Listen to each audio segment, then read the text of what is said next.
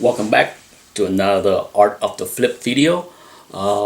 In a previous video, I talk about tips. I give out a little bit tips on how to refine your search in order to improve your speed and efficiency of looking at a listing on eBay, because there are just too many listings. You can't see everything, and the more time you avoid wasting looking at things that have no benefits to you, the more time you have spending at looking at things that you can buy to make money. Okay, so that was basically in summary of a previous video. Here is another tip on searching. There are good sellers on eBay, popular sellers on eBay that are not overgraders. Okay, they are.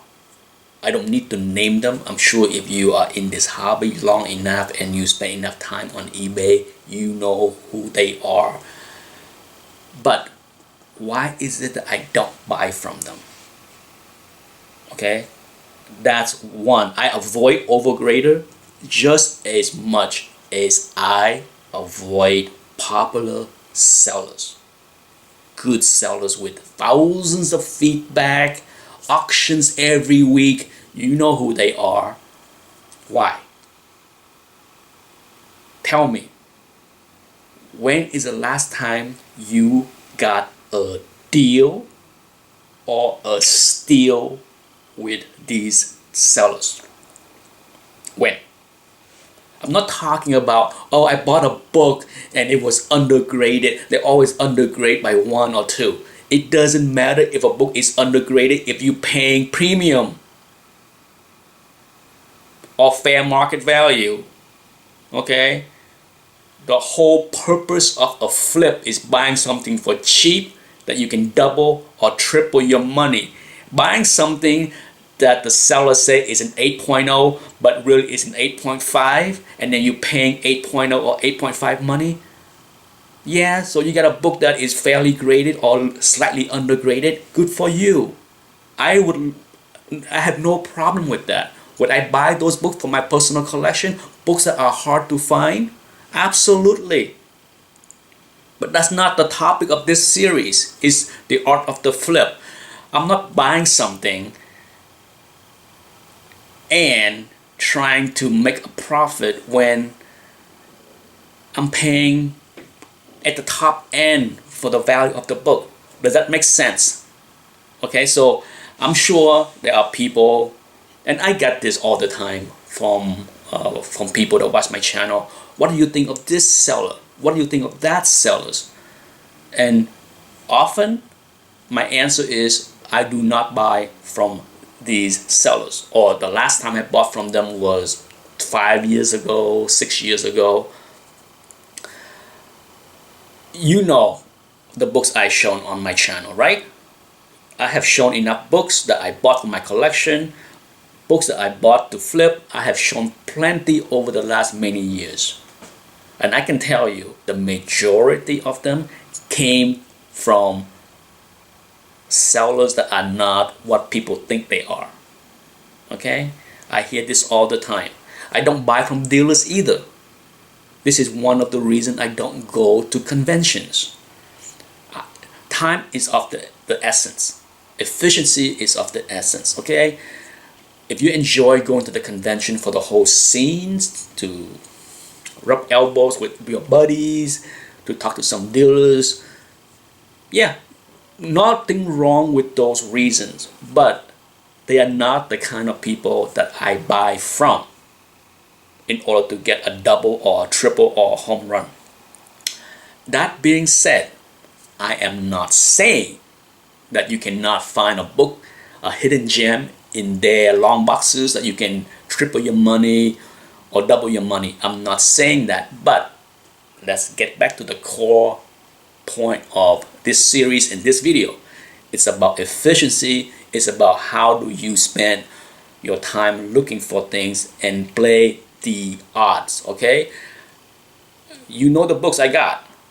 I don't spend all day, all weekend at a convention to find them. I literally can find a stack of books that I can double my money in 30 minutes or an hour on eBay. It's easy. Okay, it's easy for me to do that. I don't need to spend X amount of money to fly to convention to look for books or pay for hotel's room. All those expenses are not needed. I understand the experience of a convention is a big part of going to a convention. For me, it's not. You know why? I don't like crowds. I said this many times. I'm not a fan of crowds. That's why I don't like airports. I like to travel to new places, but to get there, guess what? A lot of time I have to go to the airport, and that's a big hassle for me. So going to the airport is about as much fun for me as going to a convention and be bump around and crush and mop around with a bunch of people. Sure, would I go to hang out with a few friends? Absolutely, but that's the only reason. There are so much more profit in staying at home for me and playing the art of finding good deals, great deals online.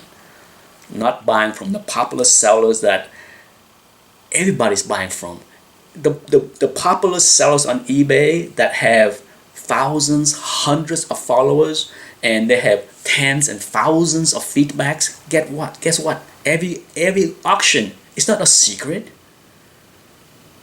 It's not a hidden gem out there.